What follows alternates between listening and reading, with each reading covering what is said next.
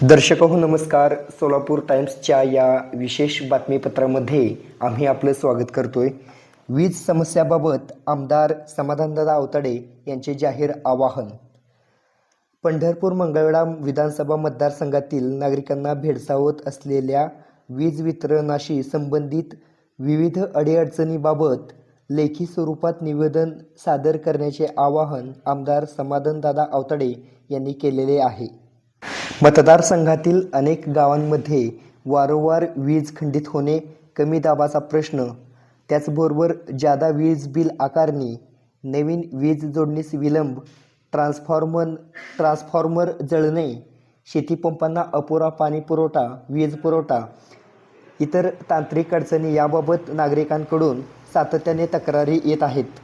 या सर्व समस्या प्रभावीपणे सोडवण्यासाठी आता लेखी स्वरूपात निवेदन सादर करण्याचे आवाहन त्यांनी केलेले आहे.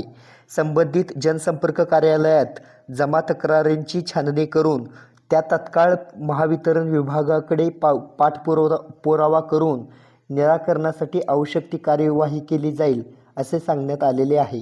याबाबत निवेदन मंगळवेढा व पंढरपूर येथील जनसंपर्क कार्यालयात देण्याचे आवाहन केलेले आहे.